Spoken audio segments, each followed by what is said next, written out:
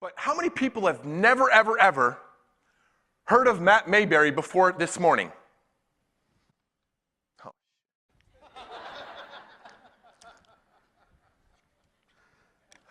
That hurts the ego. The NFL does not stand for the National Football League. The average career is 3 years. I knew right then and there because I went to Northwestern Medical. I knew that they had a decision to make. And the Chicago Bears decided, hey, this is a rookie. We don't owe him a whole lot of money. $375,000 of an annual salary, the rookie minimum at the point. So they gave me an injury settlement, which is a nice way of cutting a player. Lost my dream in the blink of an eye. I was depressed, even thought about suicide. I had my dream and vision even set out as to how I wanted to end my life because I couldn't imagine going through another day thinking about another hardship, another failure. Becoming a transformational leader is welcoming the uncertainty. It's welcoming change. Change in the industry, change in the marketplace, change in the team environment, change in everything that you do. As a transformational leader, we don't have to like change, but you have to be willing to adapt to change and thrive within that change because every single transformational leader does that. You know, you can lay out all the X's and O's and all the strategies and the culture and the team building exercises and everything. That's all dandy and it's needed.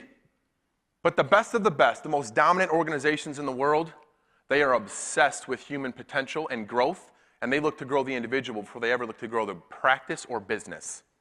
Transformational leadership, the building blocks to becoming a game-changing leader. And my time in the NFL as an athlete is which 1% of the population gets the opportunity to make it to that level. It's the best of the best from all over the country. And now in the business world, meeting with some of the most extraordinary leaders, innovative leaders, changing the world. The one resemblance that they all have, the common theme they all share is that transformational leaders are obsessed with growing themselves because they fully understand that they cannot grow their team, they can't grow their dental practice until they grow themselves. Out of all the other scholarship offers I had 19 scholarship offers. But I went to Indiana, met a man by Terry Hepner, and I'll never forget when I met with him, he said, Matt, if you come to Indiana, you're going to get an opportunity to play in the NFL, but more importantly, you're going to be more successful outside of the game of football than you ever will be in the game of football. And I knew right then and there that I wasn't just a piece of meat that was making the university multi-millions of dollars. That was a leader, a transformational leader that cared about me as a human being. And that brings me to my next point. If you want to become a transformational leader, love more, serve more, care more. Love more, serve more, and care more. Every interaction with your team, everything that you do, every team meeting, every patient that you see throughout the day, love more, serve more, care more. That has nothing to do with the strategies and X's and O's of being a business leader, of being building and being the best version of yourself, building the best practice. That is just the essence of what leadership is. The greatest leaders in the world are full of empathy. And they do those three things better than everyone else. Love more, serve more, care more. Everything that you do, write that down in your office, carry that in a note card. Everything that you do, look at that before every meeting, every phone call, every patient interaction. Love more, serve more, care more. That's what Terry Hepner taught me. He also taught me another valuable lesson that I think will be very helpful for everyone in this room about how to build a fantastic and world-class culture. You know, because culture, people think you need 300,000 employees. That's not true. You can still have a phenomenal and thriving culture with 4 people, with 5 people, 6 people, whatever that looks like in your practice.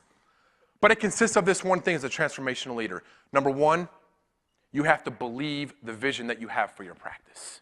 You have to believe it. And it sounds so cliche, so simple, but I can promise you this, that if you as a leader do not fully immerse yourself into that vision as to what you want that practice to consist of, no one else will buy into it. Nobody else will buy into it.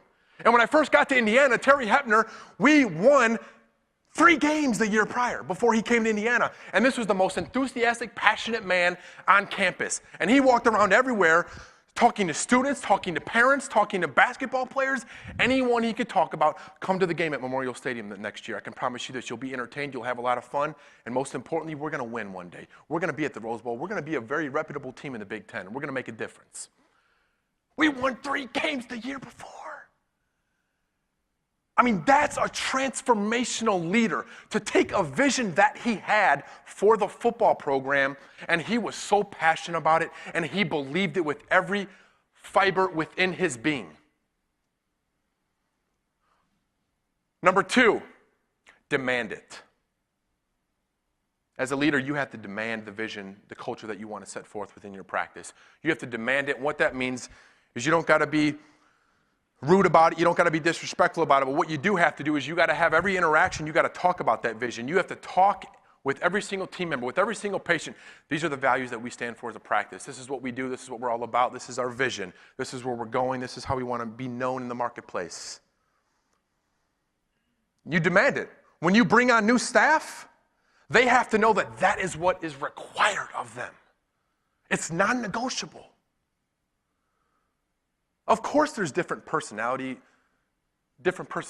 and everyone deals with things differently, but as a leader, that's your job to find out how everyone interacts with different interactions and different situations that arise within that workplace. But at the end of the day, you can still demand a culture and the vision that you set forth within that practice. And it's vitally important in order to get to where you want to go. 3, sell it. Every day, sell it. Every interaction with the team, every patient that you do, sell that vision, sell that dream, sell that culture that you want to instill within that organization. Those are the 3 culture-building characteristics that I learned from that man, Terry Hepner, who passed away my sophomore year in college due to a brain tumor. It crushed my life, and my life was never the same again. But everything I know about becoming a transformational leader is directly related to that man, Terry Hepner. And those are 3 things about what I learned about building a great culture that I now see in the business world. One of the biggest success hacks in the world is being intentional about hanging around people who are doing it at a higher level than you. Whether that's a mentor, whether that's a colleague, whether that's somebody in a completely different industry, whatever that is, the more you can hang around leaders and people that are going to help you to elevate your game, that's going to force you to grow, get out of your comfort zone, and become the best version of yourself. If you want to take your game from where it is to where you want it to go, if you want to radically create transformational breakthroughs that are not only going to do wonderful and phenomenal things for you on a personal but also professional level, you have to do this one important thing, and it starts here. Take full and complete responsibility for your life. Take full and complete responsibility for your life. And what I mean by that is that we have so many people. You turn on the news or you're engaged in conversation with some of your friends. You talk to a friend you haven't talked to in 10 years, whatever it may be. So many people in the world want to play the blame game, I call it. They point the blame at everyone else instead of looking at the fact that leaders, transformational leaders, never, ever, ever point blame. Even if it's someone else's fault, they'll communicate that with them. But then they'll say, I'm the leader, I'll take it from here, this is what you can expect from me. Every single day, from the time you get up to the time you go to bed, you make choices. The choices you make are either going to get to where you want to go or where you don't want to go. Where you are right now is a direct correlation and reflection of your past choices. So you want to change your life, change your habits, change your choices. Quickest way to create breakthroughs. You can't always control the events in your life. But what you can control, and what every single one of us in this auditorium has the power to do, is we control that R. The R factor consists of how you respond to events in your life. Whether it's positive, never get too high, always be thankful. Humility and humble are 2 of the top key characteristics of transformational leaders. So you never ever get too high when things are going great. You never get too low when things are going bad. Why? Because most of the time, is what you'll hear when I share the rest of my story, your biggest breakthrough is usually right beyond your biggest heartbreak.